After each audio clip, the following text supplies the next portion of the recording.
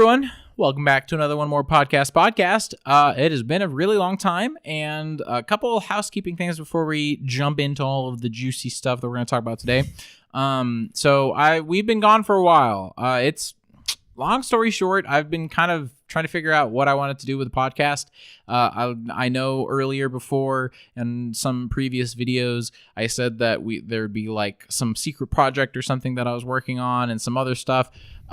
Everything blew up in my face and kind of needed to figure out a new direction. So I'm not going to tell you what I'm going to do because that would just put more pressure on me. So spoils the surprise. Exactly. Spoils the surprise. So other than that, just expect the regular podcasts. Every Friday, we're going to be doing the video podcasts, and the new schedule, whatever it may be, we'll sprinkle it in kind of throughout the week. But I guess more technical housekeeping. I'm actually going to be going out of town January 31st to February 8th. So at that point, we'll have recorded a podcast for next week and post it, and then the following week there won't be anything because I'll be in Pittsburgh or like outside of the area of Pittsburgh. So yay, work is fun and stupid. So just expect videos, and hopefully you've stuck with me, and everyone who has been here, thank you so much. I appreciate all of your support and comments and likes and shares and whatever else. I don't know if anyone's been sharing this, honestly. But yeah. Another thing, something super fantastic. I know it's kind of like, I guess it has been unofficial for the longest time now, but I figure because this is a consistency in my life and someone that I really, really appreciate, it's Blake. Hey, look at Blake. Well, guess what, Blake? Blake is now an official co-host. He will be on the show now. I think I've had a lot of problems with scheduling and finding other people, and I don't know, internally, I guess I just hate doing stuff by myself, and I think was a last resort. Yeah. After hours of trying to figure out what I could do without Blake, I figured I needed Blake. So I don't know. I figure we have good chemistry, and it's really fun to just talk about random stuff and make jokes, and I think we vibe off of each other pretty well.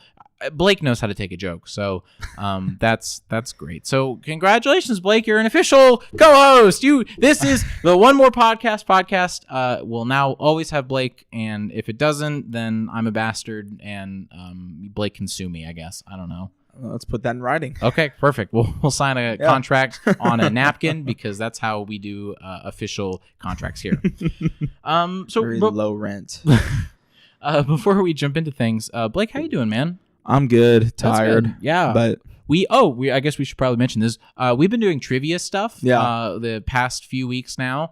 There's a nice kind of I guess cafeteria, bar, restaurant. It's like a food court. Yeah, it's an type urban deal. Food court. Yeah, and so we've been doing that Tuesday nights, and that's been really fun.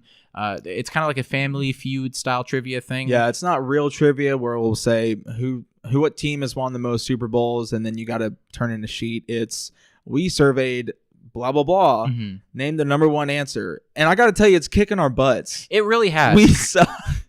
Because it's just like some of the questions. Okay, so I think probably the most we should have slapped ourselves in the face question was name like the top 3 red drinks or two. No, 2 or 3. It was name red drinks. Yeah, and so we had to give 2 or 3 answers. Yeah, it was 2. And 2 we immediately answers. said Bloody Mary. Yep. And then I was like, and Kool-Aid. Done. And then or Gatorade or punch or whatever. Yeah. And we turned it in, and then immediately the bartender was talking to another team, and then he goes, "Well, you should write red wine." And like we're dumb because like I don't know, man. I'm not very. Do you drink wine a lot outside? No. Okay. All right. See, that's why. So, but I don't drink Kool-Aid or Bloody Marys either. That's true. I don't know why. We have problems. We can't think of. We think of other things we're outside. Outside of the box. Is we really is. are. We're separated and we're strange Texas people. Anyways, so yeah, I have a few topics that I kind of want to discuss.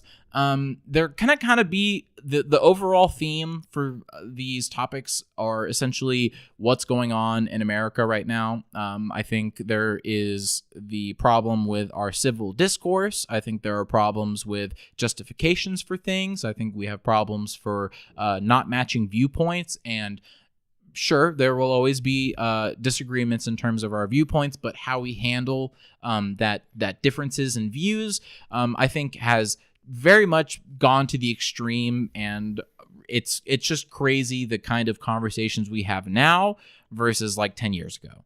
So it's not going to be really comparison. We're going to just kind of talk about what's going on now.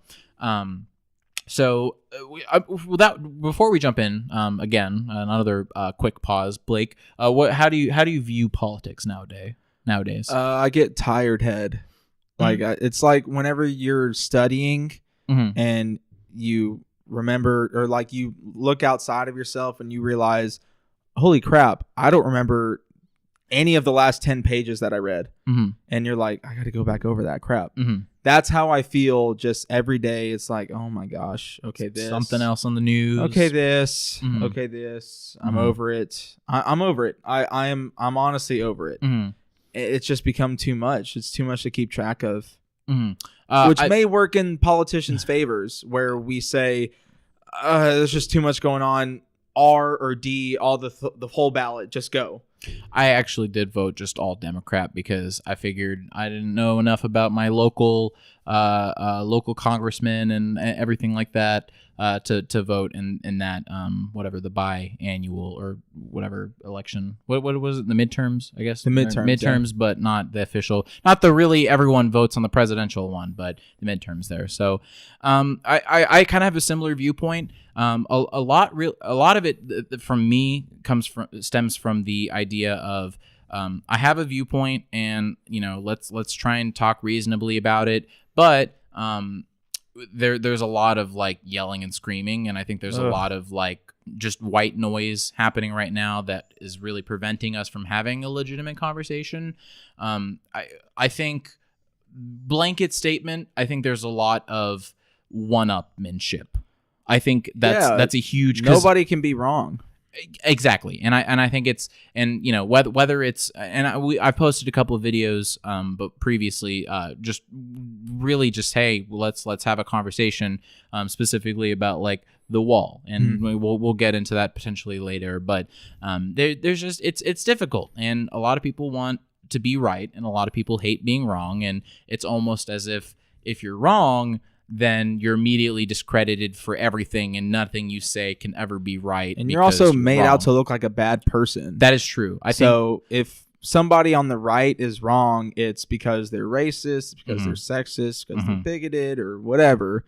And if somebody on the left is wrong, or Republicans will immediately jump on that person and say, what a dumb liberal cuck, and libtard. Libtard, just a hippie, doesn't even like go back to doing whatever. Like there's no just middle ground, nuance to any issue. Nobody's honest with themselves either. If we're honest with ourselves, I think we could all just find out that maybe it's just somewhere in the middle. Yeah. And it's a weird dynamic. So we need each other in terms of, liberals need conservatives to say, whoa, you're going too far. Yeah. And conservatives need liberals, and conservatives need liberals to say, no, I promise this is going to be okay. Let's just come on. Yeah. Think about how Republicans are responding to gay marriage nowadays. Was that anywhere close to 15 or 20 years ago? No, not at all. And that's a credit to liberals. Liberals were pushing that, and we finally became accustomed to the idea of, maybe it's not so bad. But there's a period right now where conservatives are standing their ground more so than they used to, where it's, no, we're not going to do this. We're not. You guys have gone over the edge, but it's on both sides. Yeah, it's just sad to see. And we'll go into a specific event after a topic or two, but I think it's a lot of, and we were talking about this actually during the trivia night.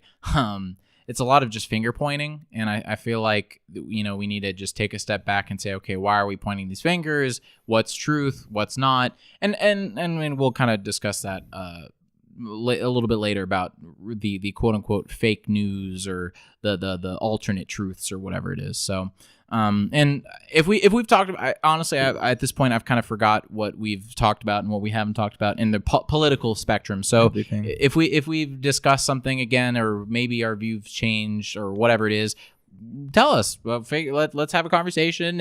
If I said something and 7 months ago I said something else for whatever dumb reason, I don't know if anyone's been paying attention. But it's also a good thing. Like, it's not a bad thing if you change your mind on something. Oh, for sure. I feel like people are getting attacked for saying, "No, I used to think this," or "I said this, but now I think this." That's how you learn. That's how you grow. And it's toxic. You look at the last couple of major elections. Is at least one of the candidates I can think of specifically has been called out for flip flopping or pancaking, or I forget whatever term. Like Hillary Clinton specifically is, I know she's been ostracized because she's flip-flopped, and oh my God, 10 years ago you said that you didn't support this, now you do? What do you believe? So, well, sometimes the credit that argument, it's so obvious when people aren't genuine and their minds being changed. So it's obvious when a politician is just pandering. Okay. And it's like there's no sense of hiding it anymore. Like, it's just, this is what I'm doing. I'm pandering. I'm getting votes. Sorry. Yeah. You just have to appeal to the major constituents or for which whatever. Has been going on forever. True. But this is nothing new. All right. So the introductions aside now, let's talk about the specific, and I just kind of a statement that I've always thought of, and that I think is kind of interesting to at least talk about. The statement I specifically wrote out is, what does it mean to redefine how you justify your actions? So, like, in regards to conversation, in regards to actual physical action, like, I think there's a lot of problems that we have where people say, oh, he was justified, or, oh, this was okay for this person to do because of X, Y, and Z. And I think there's been kind of a growing separation between what you think is right and what the other people think is right. And I think there just needs to be this kind, like, so for example, Blake, let's take the context of what has recently happened. I'm not sure if anyone is aware. Quick TLDR about the Catholic high school and the Native American and that whole rally and the up and coming information, videos, news outlets, whatever it is. In terms of the actions that were taken by both sides, we'll just, for the sake of argument, we'll say there's the Catholic high school students and the Native American guy. Honestly, I forget his name. Or should we add in the? I think in regards to what they were doing, we're talking about the African American Israelites. I forget what the official title is of the group is, but I think they were mostly antagonizing. I don't know if they've really played a key role in the conflict. I think they just kind of fueled the fire, and I think they just sort of provided an environment for that to happen. But either way, the actions that were taken, were they justified, and how has those actions changed from now and back then? So like the Native American specifically is banging on his drum, and and apparently it was a peace chant of some sort, trying to de-escalate. I don't know what specifically his initial intentions were, but I'm sure it was just a protest. But yeah, I mean the whole thing was a rally or a march for rights and everything like that, and just civil liberties and whatnot. But you have a situation where you have a man essentially confronting a teenager and provoking him in a sense where the kid needs to respond. So the kid then stands there and smiles, and all the while his group of friends are in the back. They're chanting, doing singing stuff. They're recording thing. Yeah, fight chant or song, whatever. They're trying to counteract and stuff like that. So to me personally, I don't think. and we've talked very briefly, Blake and I, about this. I don't think none of their actions were justified. I think just in that specific situation, the actions taken on both parties were not valid. They should have, there were alternatives, and I understand, Blake, you mentioned mob mentality, and the situation where you're kind of in a burning room and you're trying to think reasonably when there's almost to a point of an emergency. I don't think anyone was ever in physical danger. I don't think anyone felt, or that I guess that I can't say that specifically because they may have felt it, but like there was no actual there was no violence that went on. So do you think, Blake, the actions taken were justified? Well, anybody is justified to protest. Okay. No physical harm was being done. Okay. And what else? Well, no, I mean, in regards to, because I feel like both of them caused this conflict. Sure. Because the kid could have just stepped to the side, the kid could have just gone back to his group, and the group, because literally, if you have this giant area and people are protesting, and you're in one section of the area, why not just go to a second area? Okay, or a so different here's where I think a lot of this has to do with film. Mm-hmm. So the kid was caught on film Mm-hmm. doing that, which, if there had been no cameras, nobody videotaping anything, we wouldn't have a story about this kid smiling. That's very true. Like, so there would be no issue at all if all the headline was two Catholic high school boys protest at Lincoln Memorial while simultaneously African American Israelites protested as well. Mm-hmm. And then maybe a subsection paragraph in the New York Times about the Native American veteran with a drum. Mm-hmm. This would not be national news. Okay. Sure. So the fact that the camera was on his face changes the dynamic of what was going on. Sure. Second, when you are faced in a situation that's very uncomfortable, it's difficult for somebody, especially a 16 or 17-year-old kid, to act the way we would expect you and I to act. Okay. I think it's perfectly reasonable for Yuval, a 23-year-old grown man, to have the know-it-all or the wherewithal to say, I'm getting out of here. Okay. This could be dicey. I'm out. Okay. But like I said at the bar, if it was my little brother, a 16-year-old who had all of his friends behind him, a big group of friends, you've got each other's back. That's the kind of mentality that I see in that. Okay. And I saw it on the other side too. They have each other's back. You don't back down. And I wouldn't be upset with my little brother if that was him smiling in that video. Mm-hmm. You stood your ground, dude. I'm proud of you. That's a lesson learned in life. You're gonna have to stand your ground sometimes. So then, at what point would you say? So and again, in a peaceful, relatively peaceful setting, then would you say the majority of actions taken, nonviolent actions, would be justified in whatever sense? Like so justified, or are we talking about your right to do so? I think justified, because initially when you say the right to do something, I think everybody has a right to act any way they want, because we live in this society where you can say whatever you want and you can act a certain way. You have the right. Whereas there are consequences to things that you do and say, sure.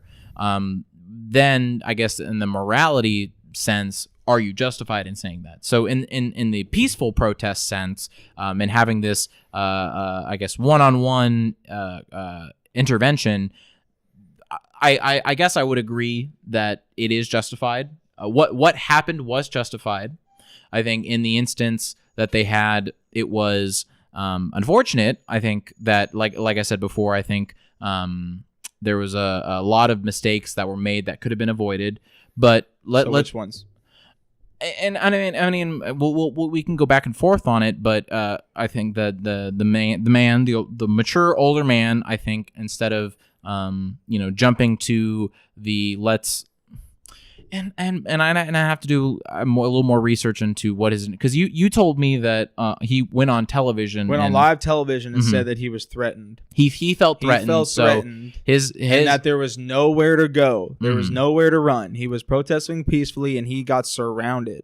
That's what he said on live television. And in that instance, I think he would be justified to bang his drum and to act the way he act. And honestly, in the video and the couple of short videos that you'd see in different angles, I think that's okay. That's justified. The kid standing his ground, I think that's justified.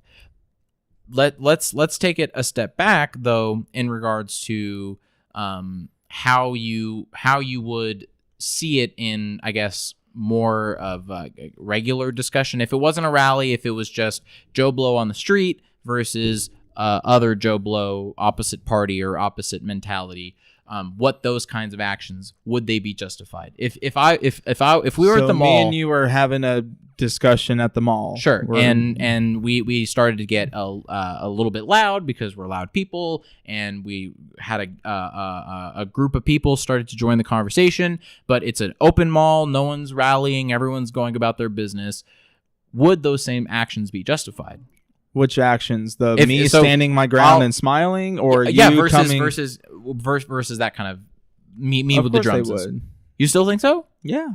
You see, I wouldn't agree with that. I think in the instance where there is literally 0 to maybe a very, very small % of any harm being done. Like if we're in this apartment and we're having a conversation, do you feel like you're threatened at all? Do you feel like you're no? Okay, so then if I was to start banging my drum and you start standing around, I don't think either of us would be justified to do that.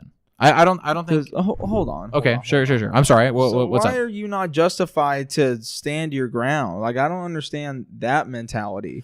Of course, you should leave a situation. Sure. If it gets dicey. Granted. But what about that situation was dicey? You had a bunch of 16, 17-year-old kids that don't know what the hell they're doing anyway because they're kids. We were 16 and 17. No, we were idiots. I'm agreeing with you. Okay. The actions in that situation were justified. So if we were at the mall then, and you brought out a drum, I would think it's weird, but like, okay. And I'm trying to say that those actions wouldn't be justified. So if I was to outside of these, because I think a lot of the problems that we're having is we're seeing news when the level is up here. When we're seeing when just we're about to explode and something happens and boom. But like, let's take let's take DEFCON down to 5 or 1, I guess technically. I hope so. Yeah, right. Let's take it down to 1. I don't think the same actions. No, so you match energy. That's okay. How that rolls. So some Brazilian jiu-jitsu artists or coach said this. You match intensity. Okay. So if somebody's coming in at you hot and heavy-handed, you do the same. Okay. That's how it is in martial arts. Sure, okay. But like I say, when you're in the heat of a moment, it's almost like you can't unless you have the maturity or in some instances the training to say, whoa, I'm out. I'm out.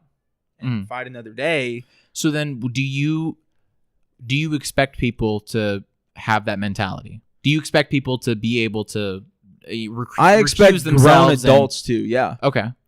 So then what's the line? So you would say I think the line 18? is so because we even see college kids acting like idiots too, doing way worse than what we saw in that video. Oh yeah. Like burning down half a town and having to have riots 600 and whatever. Yeah, of course. None of that is justified. Agreed. But why do you think they feel it's justified? Because in their minds, they're killing baby Hitler in his sleep. They're trying to stop the next Hitler from coming into power. Or what they view as the next Hitler. Which, say what you want about Trump, I think we can all take a step back and realize he's not the next Adolf Hitler. When you use that kind of hyperbole, anything goes. Yeah. So when you say that somebody is a Nazi, it's then okay to punch them in the face or mace them. If you use that kind of rhetoric, it's okay to do those stuff because who would be against punching a Nazi? Yeah, go punch the hell out of them. The problem is that definition is changing. especially on college campuses. I think we're deviating from the point. No, you're totally good. So then those kids are not justified because it's almost like a basic understanding that we all kind of agree, whether we can talk at most crap about Trump as much as we want to, but we all know deep in our hearts the dude with orange hair is gonna massacre 6 million people. I don't think so. I don't think so. As a Jew, I don't have any fears of think so. getting persecuted here. If you think that, one, you're giving him way too much credit. That's true. And two, like, one thing I heard was play this out. So let's say, all right, so play this out. Trump is going to round up all of the Mexican or Latin American people in the U.S. and just play this out. It's not going to happen. Yeah, it will not happen. Calm down. It's all good. So then, I get to kind of wrap it up. What do you think at all in regards to a non-violent situation where we're both coming in cool-headed? Do you think at any point in time discussing politics, religion, viewpoints, whatever it is, and your opinion at all, do you think at any point there would be a reason, a justifiable reason to act rationally or, with fear or anger or any kind of non-stable emotion? Unless you feel that it's, and this is kind of what they teach you if you ever go get your CHL, your concealed handgun license, or LTC. The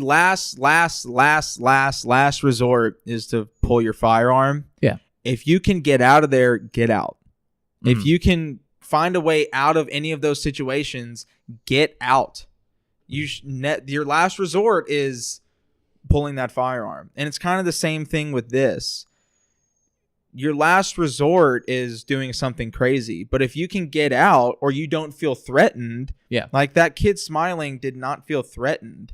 He was uncomfortable, and that's why he was sitting there smiling. It's like it was cringy. Sure. But no, he didn't feel endangered. He had all of his buddies behind him. And that's kind of the mom mentality. I'm not going to feel uncomfortable, or I'll feel uncomfortable, but I'm not going to back down. Yeah. But if I was alone and I had all of those people and that guy in my face banging a drum, I'm out. Okay. I'm out. That's the safest thing for me to do. I'm not going to risk standing my ground to the point where something bad could happen. So, I still feel that kid is perfectly justified in standing there, and I agree, and being uncomfortable. But I guess I'm just trying to connect it to kind of a bigger picture of just in a regular day-to-day so conversation. You're talking about like normal societal norms and mores kind of thing. Yeah, because really, and what it originally stemmed from, and we'll get into it in a little bit, is just social media itself, and kind of this public persona that we put out, where all these words that we're saying, all these actions that we're doing, all these comments and whatever replies and whatever else, it's just so unjustified. It just comes out of right field, and how these people act, and I mean, connected to riots and mobs and whatever else. I just think it's so insane how we've gone from, okay, let's think about this rationally, to holy shit, everything's on fire, let's blow everything up. Not literally, but metaphorically. So I don't know, and I just think it's no action unless you are level-headed, and unless you are rationally thinking of what you're doing. I don't think anything outside of that is justified, especially now, because one, we're in such a crazy PC culture. We live in kind of this, we're walking on the line, and whether you tip left or right, something's going to happen. You're going to upset somebody. Somebody's going to react poorly.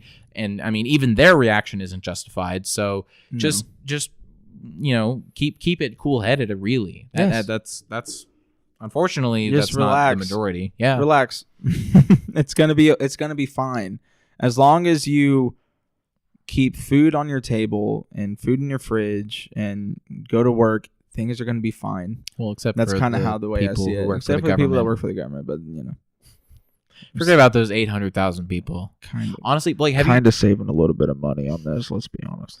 Okay, I was actually real quick. I was thinking about because there's on Philip DeFranco's show. He does. Have you been ever watched their morning news shows now? Sometimes. Okay, so they did a deep dive on essentially the government shutdown and like they were telling personable stories of people affected by the shutdown. So they had stuff. Yeah, and it was like I think there was 4 or 5 people that they did a video interview for, and it was like you had a kid who was in high school, some guy that works for the government. Well, her parents work for the government. Oh, okay. So a kid in high school, and then a guy, a single guy, I think probably in his mid-30s, and then they had an African American woman who I believe she said she had kids and a husband, and I think there was somebody else, and it was just like it's insane to hear like these stories of like their where they're getting their stuff and how they're making by. Exactly. And it was like the guy, the single guy in his 30s or whatever, he said he was okay because he's got nobody to support, and he's got he's okay to skip out on dinner and stuff like that every now and then, and he's okay to scrimp and save. But when you have kids and when you have all these situations that you can't just do that because you have to look out for other people, it's just insane. It's crazy to think that in this time, and it's like I don't what Trump wants to keep this up for months and months and a year until he gets his jillion dollars for a wall. Well, and this is gonna sound like kind of a dicky thing to say. It's okay. We already think you're a dick. Yeah, it's fine. I know. But as somebody that is very anti-big government, this just kind of goes to show you what happens when people rely on the government, especially for job security. That's not what the government was designed for, kind of thing. That's at least my mentality. For sure. If, like, how much of those government jobs could we just kind of get rid of, and those people actually join the non-governmental workforce? That's kind of my mentality, and I kind of go back to Adam Carolla when he was talking to, I think, the now governor of California, Gavin Newsom, but he was talking about Gavin Newsom brought up this anecdotal thing about this woman that lost her job and now she's homeless with 2 kids. And her husband lost a job at the steel mill or something, and she's only making minimum wage. And Adam Carolla goes, then why does she have kids if she's only making minimum wage? And if her husband didn't have a lot of job security, why do they not script and save and do all that stuff? You're setting forward goals, kind of, financial goals. Why don't you have family that you can rely on? Why don't you have this? There's a lot of different stuff that goes into it. Takes a village to raise an idiot. That's kind of how I see it. And when you rely on a government to do that, you lose sight of what you actually kind of need to do. And one, not directly to dispute your point, but I'd have to find the specific statistic / fact or whatever, but even with the guy in the video, the single bachelor, he said that apparently the government is one of the most secure jobs you can have, and in regards to turnover obviously aside from today, or not today, but this month or whatever, what are we on, day 33 or something like that? That's the risk that you take going into a government job. So of course you have a lot of job security because the government's not going to go away. Yeah. But it's still a job. It's just like anything else. So you weigh the risk and reward when you take that job at the DMV as a manager of that branch or whatever. Same way I take a job at a car dealership that I fix cars on. I understand that if a used car, another manager comes in, he will want to bring his buddy in instead of me. Yeah, I accept that risk. I understand that. Well, but it's also part of the problem is as well is we have a very, very, very large majority of Americans living paycheck to paycheck. And yes, I 100% agree with you, Blake. If you're not financially stable enough to have kids, don't have kids. Accidents happen. You have to readjust your life, and that sucks. And unfortunately, great life is awesome and amazing, but sometimes things happen. But I think we need to be a little more realistic about that, because yes, in a perfect world, you wouldn't have kids until you're ready. You'd be able to save, because I think theoretically you're supposed to save like 40% of your paycheck. You're supposed to have, I think it's 10% a month. Oh, 10% a month. Save. Okay. It's some large percentage that a lot of people aren't doing because either one, they have bills to pay or expenses that they have, or unknown things that pop up randomly. Yeah, so sometimes that's life, though. No, of course. But I think to hold everyone at that expectation. Why should we not? Why should we not hold everybody at the expectation? Because humans are humans, and because they, but so. When you hold people to that expectation of, you're supposed to, save your money. You're supposed to think about the future. You're supposed to think about job security. I don't know what's wrong with that. It's like expecting a dad to stay in the home. What's wrong with that? There's nothing wrong with that. That's what you're kind of supposed to do if you want to succeed in life. Sure. I don't know why you have a problem with these expectations all of a sudden. No. I don't have a because I'm planning on abiding by that expectation. Of course. I don't expect to raise a family until I have. We can talk about getting people that information, like you should be doing this. We can talk about how much training for life goes on. It's part of that. You're thinking individually, whereas there are millions and millions of people around you that just should in be thinking individually as well, and not relying on some outside force to do that for them. I don't think it's necessarily that they're directly relying on. They're not directly relying, but sometimes. Okay, yes, there are people that are directly relying on the government. I agree. There is 100%. That's a fact. But for the majority of people who are the 800,000 people who are working right now, I don't think it's fair to say, oh, you weren't smart about your finances and you weren't smart about life preparing. I'm not saying that about everybody. Sure. But I think if we took a big majority of those people and we asked them, did you plan for so for instance, what if they got into a car wreck and they couldn't work? Did they plan for that? Same thing. No. Sure. Yeah. No, they didn't. Right. No, I agree. Did you plan to if your husband lost his job in the government as a wife that's working as a apartment manager, did you plan for that? Most of the time it's no. Yeah. And that's not the government's fault. That's a individual person or a group of family that didn't reach out to enough people. They didn't have enough connections with the outside family or friends, or have other jobs lined up, have skills ready. The skills gap in this country is so freaking wide. For sure. That's the problem. So if we started, in high school, since everybody has to go to high school, and one of the 3 things you have to do if you want to be successful is don't have kids before you're married, get a job and hold it, and graduate high school. So in high school, if we had a mandatory class that was taught by an econ teacher that was just all about life budgeting or life finances and just simple stuff like learning how to save, learning how to budget, and just playing like the board game life, I think we would lose some of these problems. At least people would at least realize, okay, so this is kind of how you do stuff. This is kind of how you have to do. You have to live life. You have to save. You have to make good decisions. You have to acknowledge that bad things will happen, and are you prepared for those? If not, then you should maybe pick up some extra shifts here, or you should look at other job skills that you can get on the side. For sure. And push that as much as you can, and hand out as many pamphlets and have as many class sessions as you can, and do all that you can to educate it. But I still think that as a cumulative society, we should have those who are able should provide the safety net for others. And I mean, if that's, I feel like that's kind of our with what, just in general. And so I think we should help each other out, of course. But I don't think it should be the government telling people to help us out. I think it should be people doing that. Fair.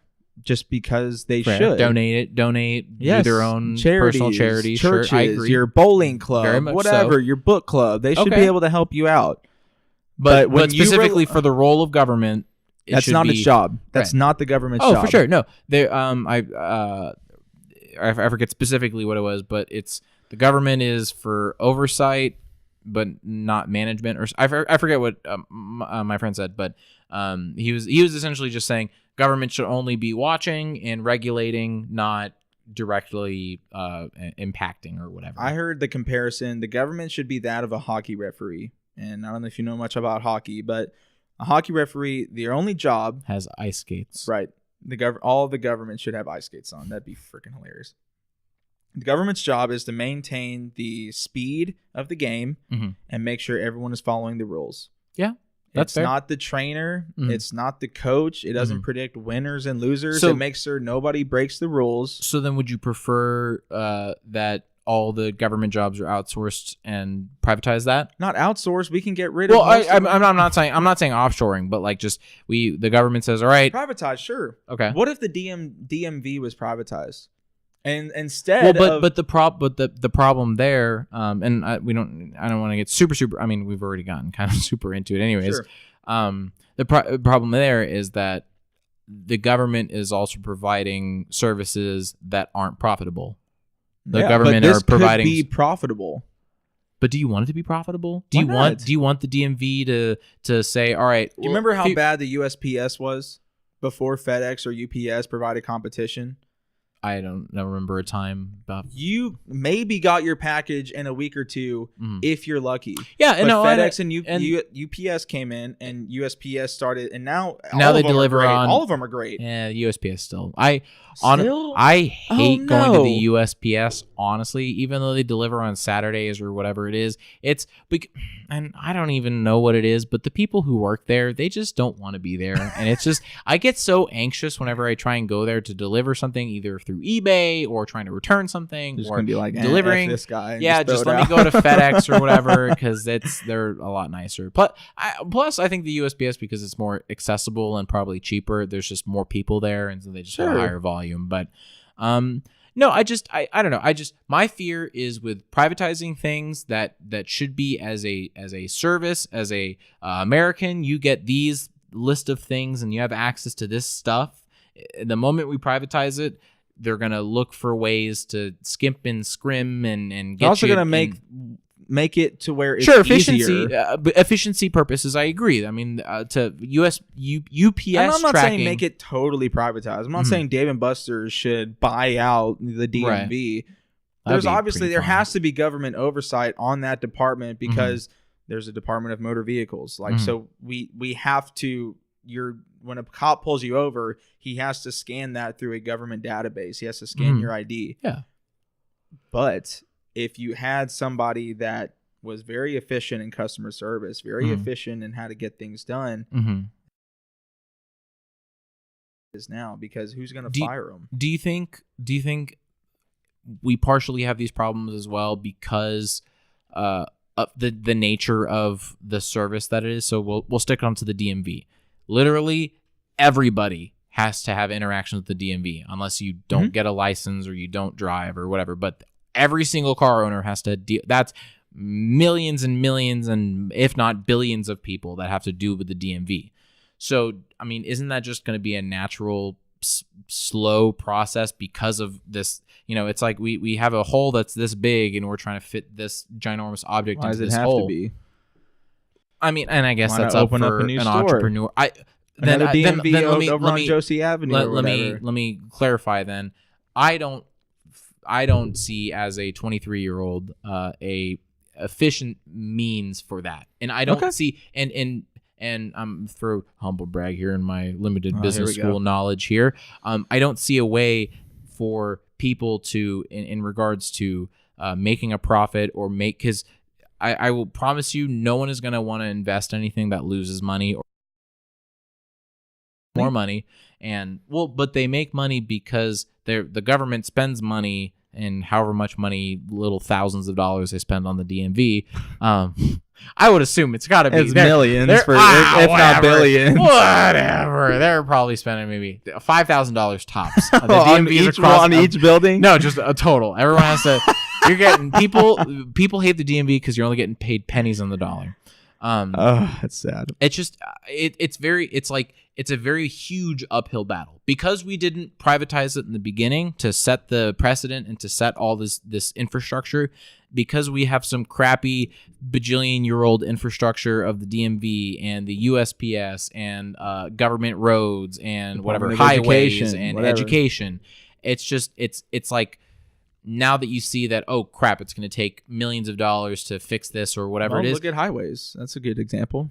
Well, so okay, How great is 121 compared to 35? Okay, well, hold on. So the 121, I believe, and I'd have to double check, and I actually, this was kind of funny. I had a conversation with someone about this, and I wrote this whole thing. But anyways, 121, you have to pay money for. 121 is a service road. The North Texas Toll Association Sam or Rayburn whatever. Tollway. Sam Rayburn NTTA. Tollway. NTTA is for Texas is a organization that any of your highways, you essentially you pay what everyone's got, something like that. So I don't know why I'm explaining it. But you have to pay for that. Mm-hmm. I pay for the service to go faster than going on the service road. I pay for that, and I willingly pay for it. Would you want to pay more money so that it's free? Like in pay more taxes or something like that? That's not a direct, because it's my choice. I pay like, well, because sometimes I don't take 121. Sometimes if I want to go to the mall, it's an ease of access though. So it's like me, so if I was to drive to my work without taking any toll roads or anything like that, because of our crap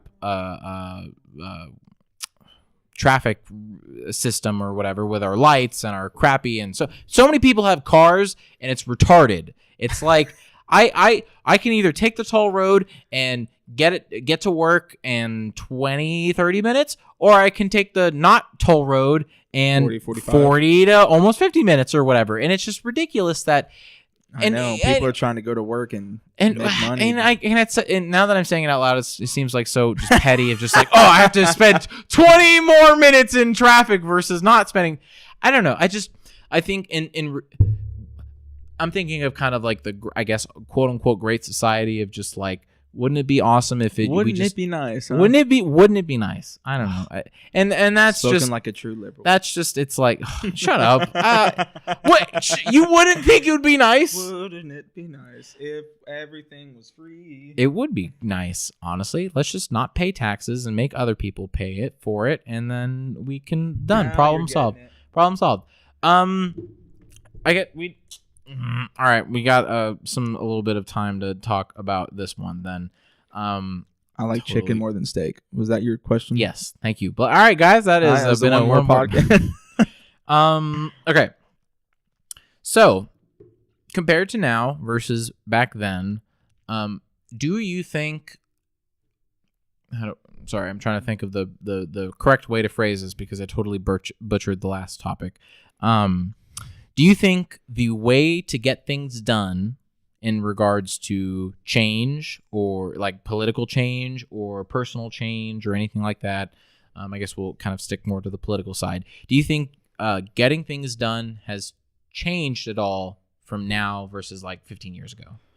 Like if you had a problem with how the world was working right now and you didn't like how Texas functioned and you wanted to do something about it, how do you think that has changed from now and back then? I don't think it's changed a whole lot.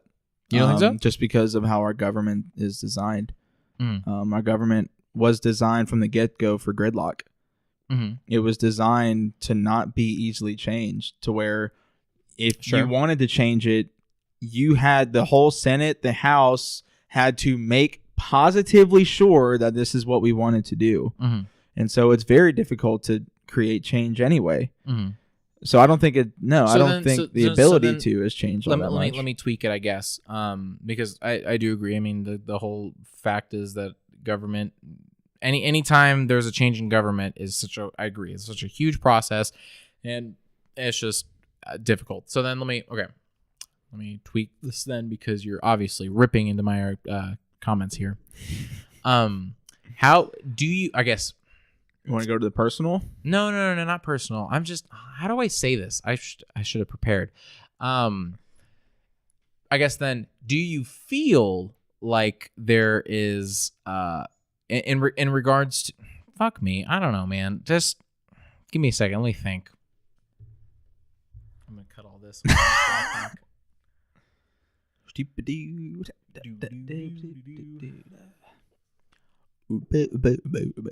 Okay, got it. Do you feel helpless in regards to the way America is going? No. You don't?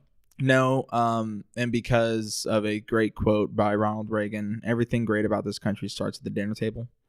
Okay. And if you if you talk to your family, if you Yeah, Charlie likes water balls. You're gonna have to take that from him. He's gonna chew it up. Give it. No. Wiener. I'm Blake. I like dogs. I love dogs. But even though he will, I'll let him have it immediately after this is over. Yeah, that's totally fine. Ronald Reagan said that everything great about this country starts at the dinner table. So as long as you have families that, or moms, dads or moms, whoever, that are teaching their kids how to be just genuine good people, I think we're going to be fine. I think it's. Do you think that's changed though? Do you think we have less good and genuine people now? I don't know if we have less good or genuine people. I think that we have less genuine good in people that are passing on those morals and values. So it's or people just aren't listening. Because everyone is so obsessed with their phones. I mean, we can go out to dinner sometime and I will go sit down at this family restaurant, and it is so freaking sad to see these uppity, haughty parents that just give their kids iPads and phones, and and you don't grow or learn at all from those. You need that guidance of your parents to raise you up to be good people. And when you lose that, you're going into some spicy stuff, some spicy area. And I think that's the problem, is we don't have good people, good parents that they may have guilt complexes. They may think that their child is, inherently special and you can't do this or that. And I think that's where, if you don't have kids that grow up to be those good people, then we're in for some trouble. But do you think that we're in for some trouble right now, or no? Okay. I think this generation, there are still some beaming lights from our generation too, that are doing what we're doing, and not just feeding into the garbage, the paranoia and the pandemonium. And obviously there are some, but like how we talk about the fringe left and the alt right, it's a small minority, dude. The rest of us are somewhere in the middle between those two crazies, and the rest of us are there. All we're trying to do is be nice and put food on the table. And so, to kind of wrap up the podcast as well, the conversation, I actually think that you mentioned the fringe left and the alt-right are such a small minority. I think that's the problem that we have in regards to me specifically, when you might not feel helpless, or you might not feel like, there's a problem with the direction that we're headed. I think the opposite. I think because this small minority, because they're so loud, and because they're so, that's really all you see, and that's and they're able to steer the conversation away. Where I'm saying no. Let's instead of fear mongering, and instead of just trying to say, okay, they're drugs and they're illegal immigrants and there's violence and crime and hate and blah blah blah blah blah are coming from our south border. Well, no. Let's not talk about that. Let's talk about like the legitimacy of why we need a wall. Like let's look at I'm tying it specifically. I follow President Trump on Twitter just because he's our president. I figure it's the best source of information, hear it right from the horse's mouth, or whatever the phrase is.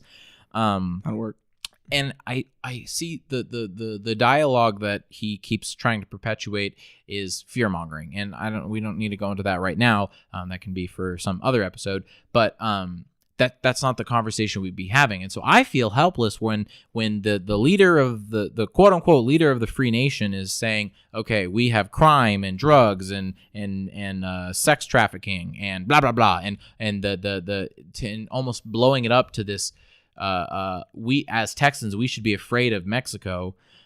That I don't think that's the conversation we'd be having, because, and I'll mention real quick, in a previous video I did, there was an article, and I'll send it to you. I think it's a really interesting article, specifically about the reasons to have a wall, and we won't go into it specifically. We can talk off camera about it, but it's just we should be talking about the reasons to have a wall, and those reasons. I guess I should say what the reasons are specifically. It's to establish our sovereignty as a nation, to protect our wealth, and to protect our culture. And those were essentially, you boil it down, those are the 3 reasons why anyone would have a wall.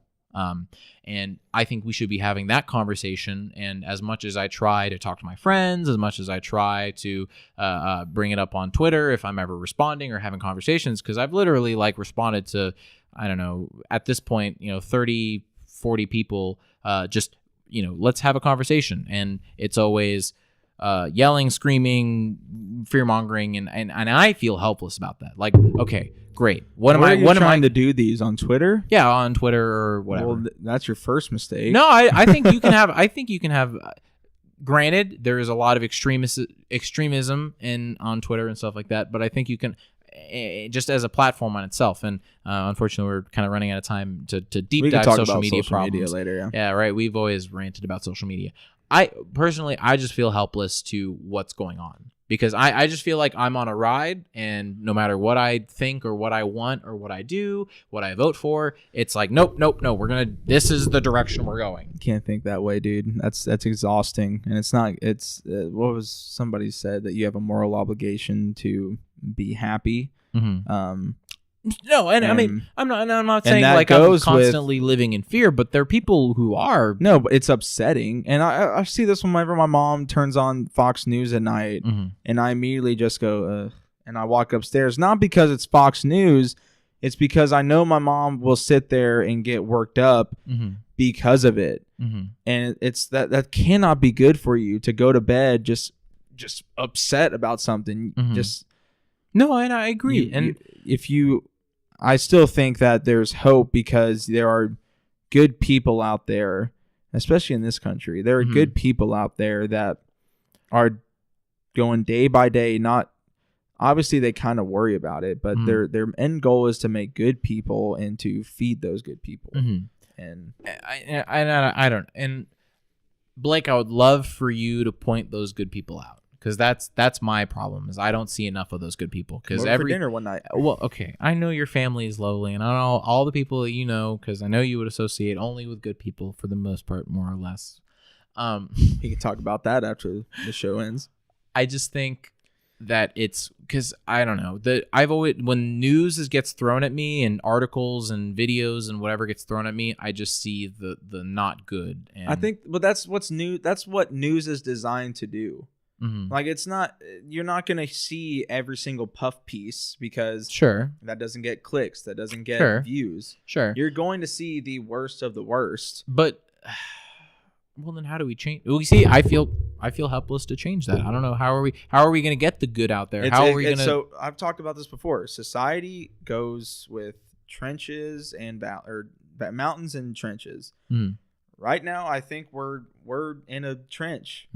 But at some point, we're gonna skyrocket back up, and then it's. I hope so. Down. It takes a collective mindset of people, of society, to for some weird reason, it's almost human nature for us to, get together. And so you saw this with the Clintons in the 90s. Clinton got us all the way up there, and then 9/11 happened with Bush, and we're going down, and then we're kind of going back up, and then Katrina. And then the stock market crash, and then we kind of go back up after we figure all that stuff out. Then Obamacare, and we start dipping more. Then the stock. What was that for? Nothing. Go ahead. I don't want to talk about Obamacare. Insurance because of that. I don't want to get into Obamacare right now. Okay, I think part of the trench that happens. It's not a trench. I think Obamacare was a little slight. Fine. There you go. I'll accept the plateau. Thank you. Obamacare was a good thing, man. Thank you for having us. Hope you enjoyed listening to us. This was the One More podcast. And we appreciate everybody listening. And have a great day, night, or whenever you're listening to this podcast. This is the end song. It is now over.